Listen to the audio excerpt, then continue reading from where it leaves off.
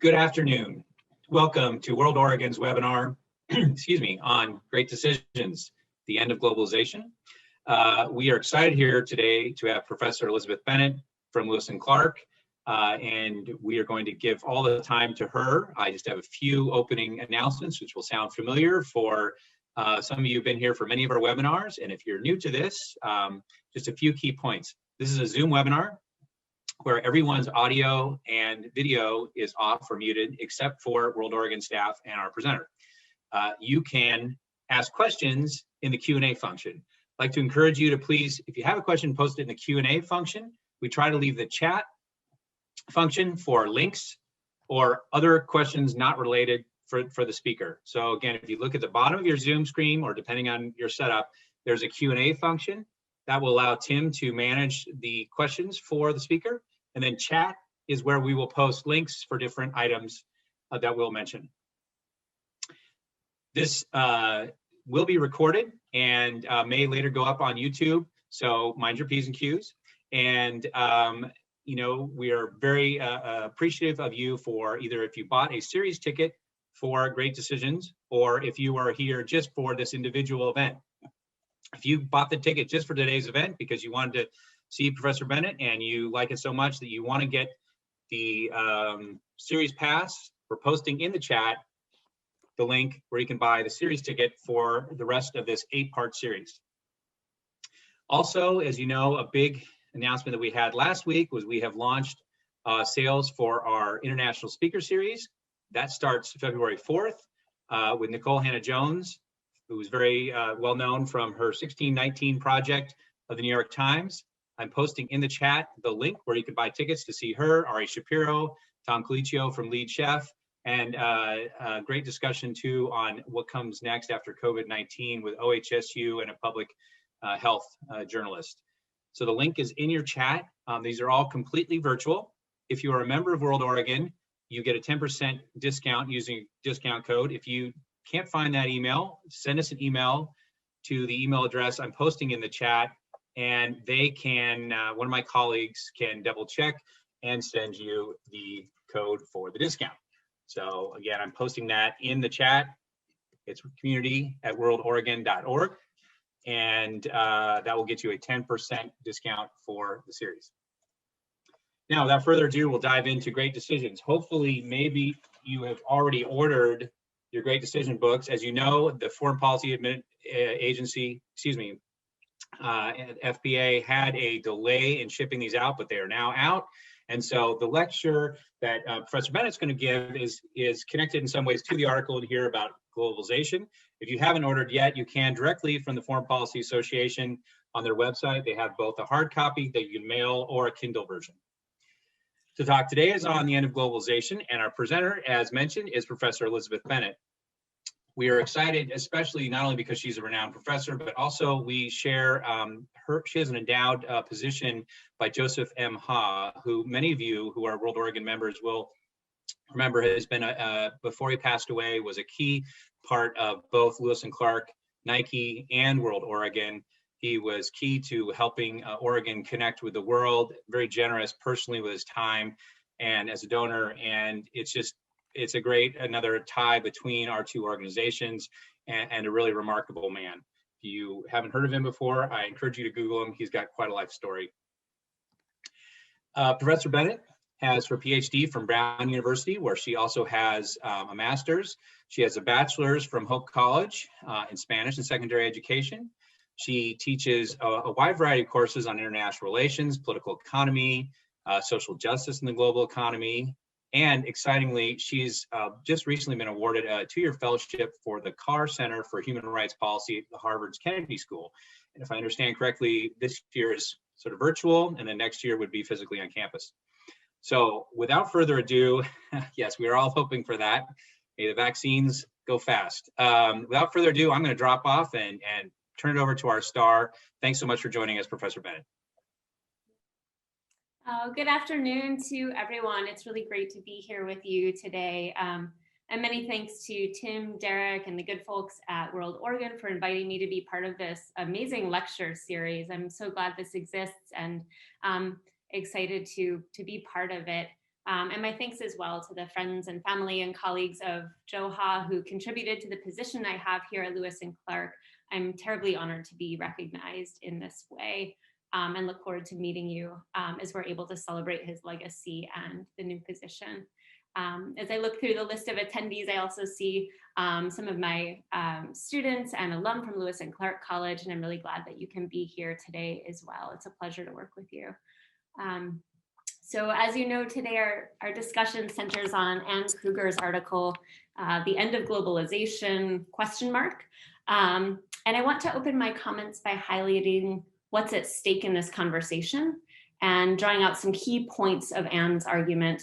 Then I'll present a pretty alternative perspective, offering a much different description and diagnosis of what's happened and what's to come, and pose some questions for discussion, which hopefully is passionate and I've provoked enough to get the conversation flowing. So first, what's at stake in this conversation about the history and the future of globalization could not be overstated. In 2018, The Economist magazine, which is a publication that has a penchant for inflammatory claims and also is known for calling attention to trends before they fully emerge, declared the death of the globalization era. 2 years later, in 2020, the COVID-19 pandemic brought the global economy to its knees, disrupting global supply chains and igniting nationalist fury over access to a vaccine. Not a week goes by without major business or political news publications drawing attention to the expanding role of China in the world, limited not to its role in the global economy, but including its role in global politics.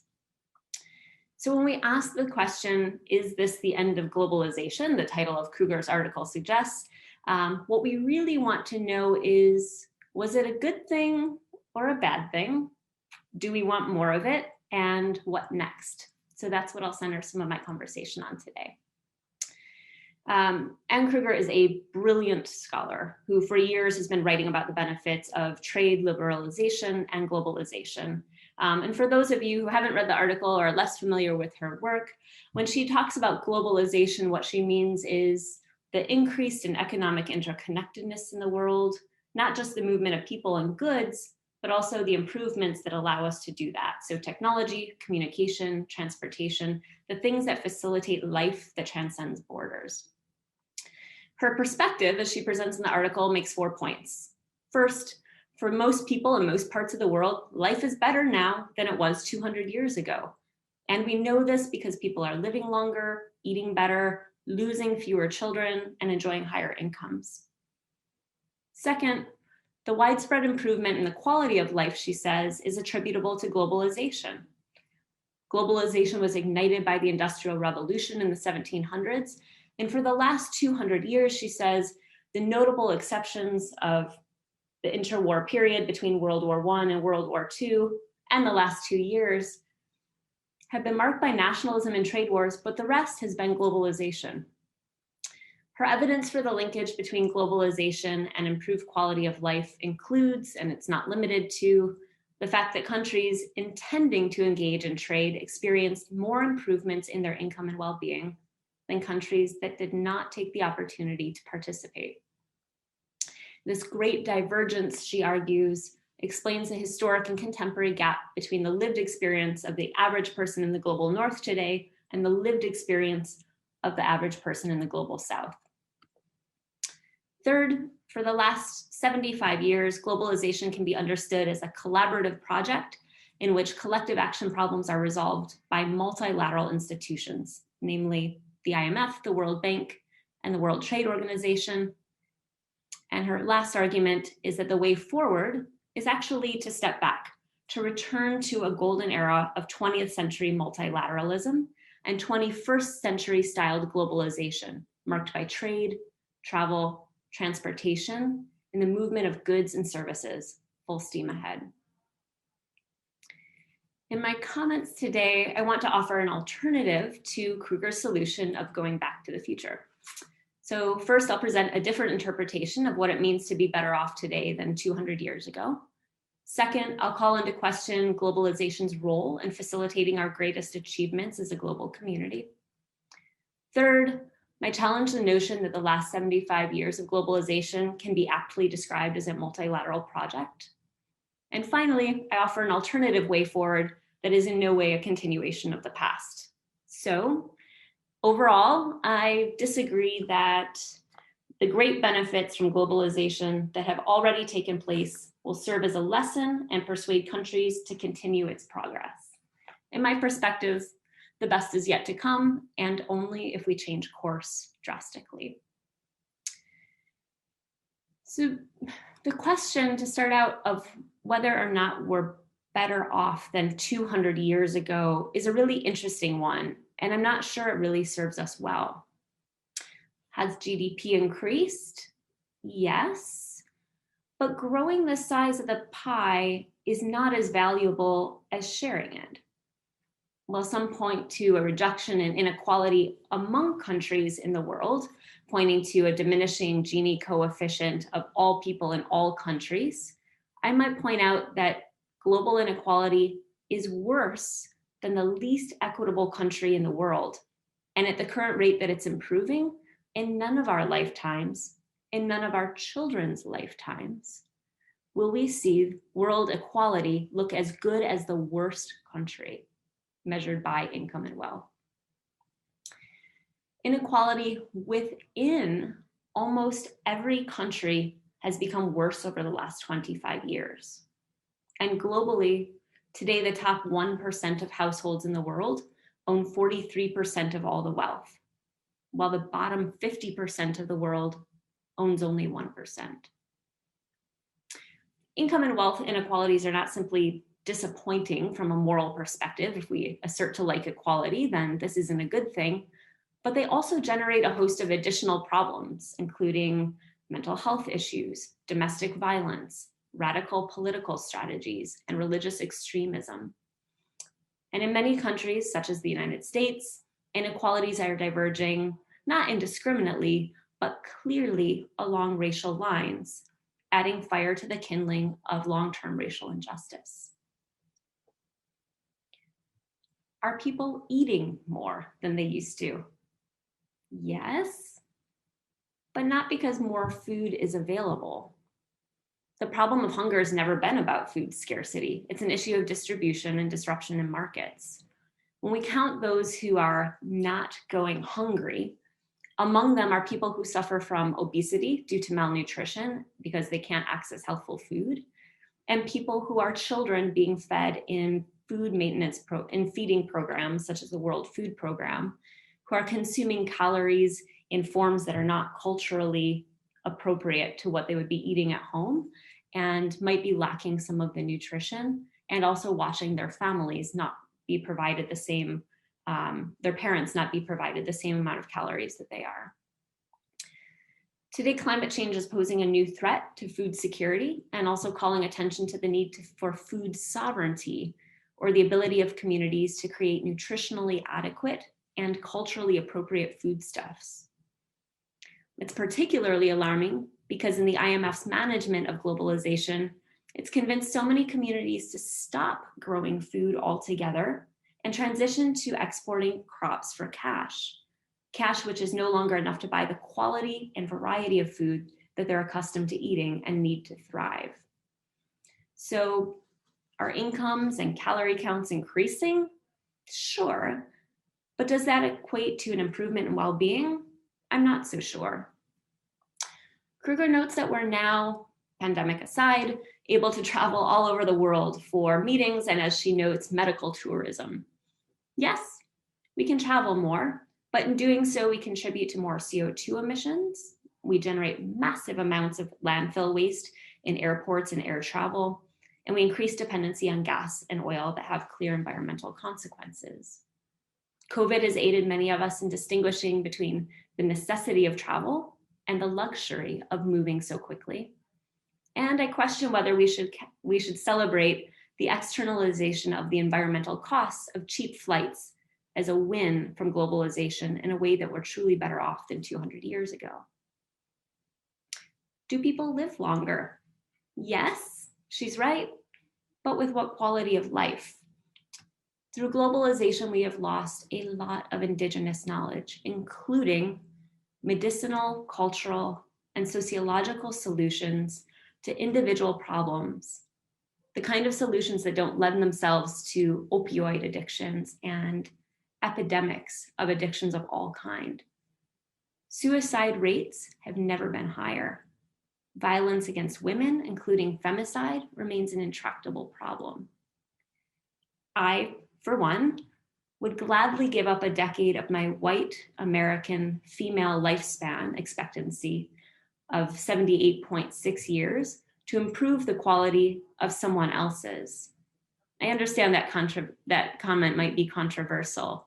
My point is, living longer is only a good thing if that quality of life is maintained, and I'm not so sure it has been. Are there more economic opportunities? Yes, but there are two problems with these new opportunities. First, the opportunities that do exist are inflated in ways that incentivize people to take tremendous risks because they have unrealistic expectations of great rewards. For the past 200 years, indebtedness is inflated like a balloon for workers and businesses alike. People are taking huge risks with their financial future, the future of their families, and everything they're offering as collateral for the opportunity to invest in an economic future that's unrealistic. Each year, thousands of people are literally dying for economic opportunities as they migrate across borders in hopes of a better paycheck. There are new economic opportunities, but they're not as good as people think, and they're dying for them. The second problem is that those opportunities often require people to engage in abusive trade-offs. As the Nobel laureate Amartya Sen argues, truly being free precludes the need to forfeit one freedom in order to access another. About 20 years ago, more than half the world moved to urban areas. Sorry, that wasn't very articulately put. About 20 years ago, we hit the mark where about half of the world's population was living in urban areas. Much of that migration happened in the 10 years prior under globalization. It created massive slums and diminished the volume and diversity of indigenous and local culture and language. People shouldn't have to decide between living in poverty or leaving their home. That's not development, and I would be reticent to even call that opportunity. Are many people now able to access and afford imports from all over the world? Yes. And as a coffee and French wine drinker, I appreciate those very much. But we also have a problem of overconsumption now. The concept of an ecological footprint, which was conceived in 1990, is simply put, the amount of biologically productive land and water that we need to supply ourselves to support our lifestyle, and the amount that we need to offload and have the environment reabsorb our waste. If we were to divide the world's resources by the number of people living in it, we might be able to identify how much each of us consume to sustain the earth in its current form. Of course, Americans, unsurprisingly, consume enough for 7.19 people. That's not a good thing. As China, India, South Africa, Brazil, Mexico, and Russia bring hundreds of thousands of people into the middle class, international relations are challenged by the notion that their citizens should not do the same, and the earth can't handle it. Can corporations now source from multiple countries and move their sites of production to chase cheap labor and materials? Yes, she's absolutely right. But doing so incentivizes countries to stop enforcing labor and environmental protections in order to draw business from all over the world. It also facilitates creativity in how to evade standards of decency in work, which is why today we not only have unprecedented job precarity, but also 30 million people living in conditions identified as modern slavery, as companies and consumers flee to these black holes of labor rights enforcement, such as shrimping vessels off the coast of Southeast Asia, where labor is considered dispensable at best, and a cheap factor of production at worst. In the Foxconn factories in China, management has put up nets to catch workers who are jumping to their death because life in a Foxconn factory isn't what they thought it would be. But it's where we have Apple products made so that we can get our iPhones a little cheaper.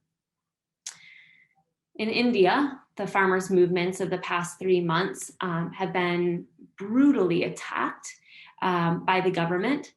And Indians in response are committing suicide and returning to home with less hope than what they started. Factory and farm suicides and modern slavery are not something to celebrate.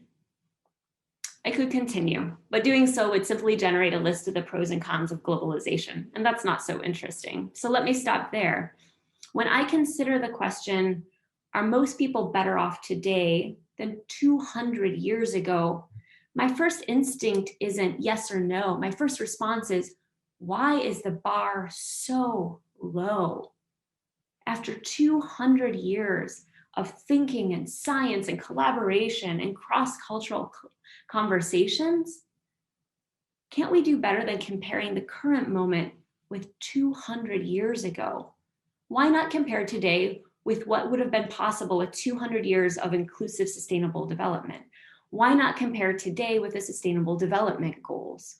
Why focus on growing the economy, growing personal incomes, growing our lifespan, when we have an alternative to focus on sustaining and conserving the natural beauty and the culture and the awareness of how to connect with one another that we already have? So my first argument is this: the benefits of globalization pale in comparison to the world that our global community has the potential to create. And it's much better than today and much better than 200 years ago.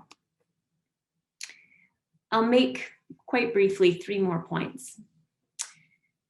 Kruger argues that the social, political, and economic successes that we celebrate today can be attributed to globalization.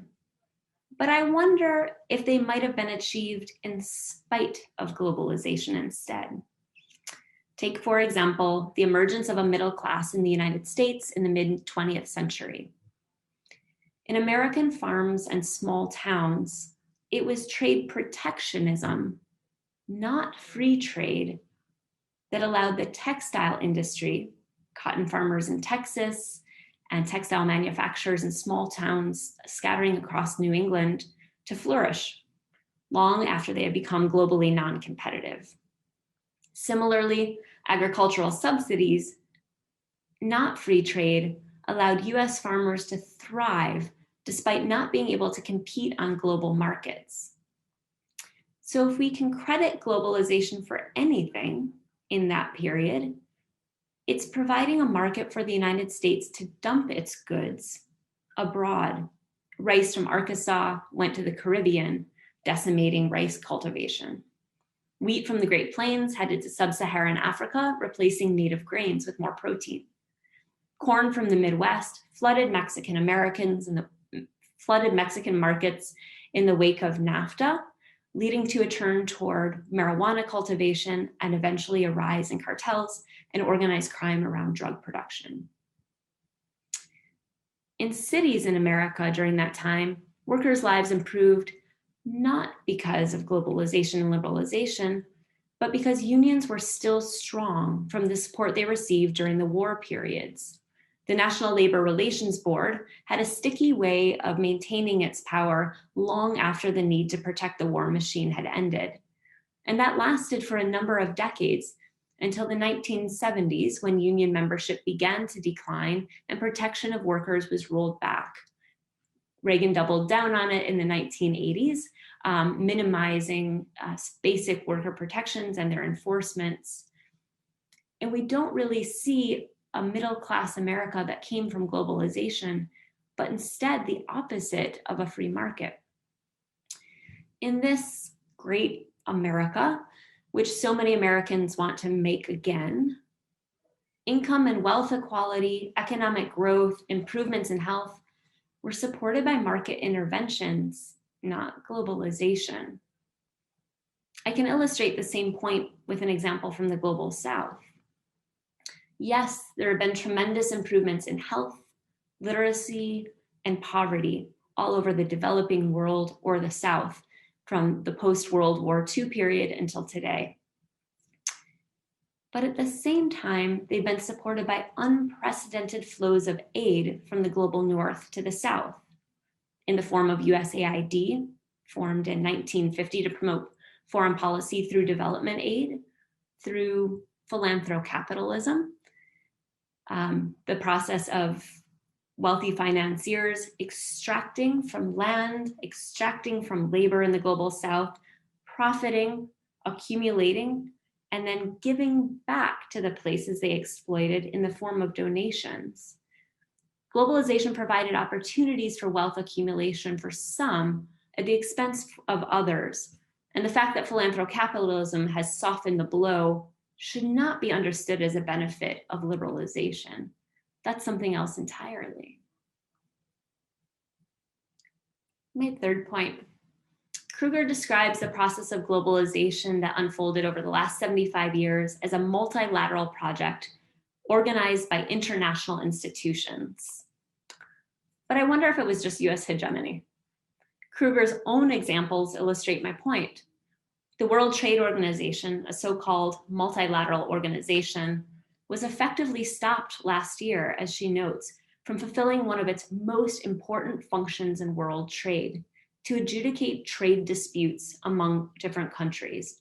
The World Trade Organization is where a country brings a trade dispute, a trade allegation against another country for it to be heard and adjudicated. The United States, President Trump refused to sign off on the appointment of new members to the appellate body at the dispute settlement body. Single-handedly, the United States stopped cases from being heard by the World Trade Organization. That's not multilateralism, that's hegemony. Similarly, in the wake of the 2008 financial crisis, it was not the International Monetary Fund, charged with providing stability to the global economy, that provided the most relief to economies. It was the United States that offered billions of dollars in currency swaps to countries all over the world, even before the G20 could act. That's not multilateralism. The fact that recent reforms in leadership and voting rights in the IMF and the World Bank did very little to dethrone the US and Western Europe from having decision-making power should emphasize to us that Bretton Woods isn't now and hasn't been a multilateral global project. Instead, it's an American one with a few Europeans on the side.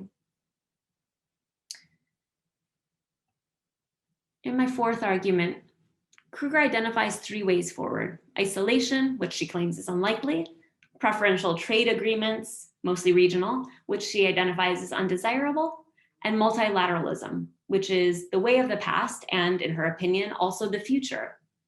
But perhaps there's a better way.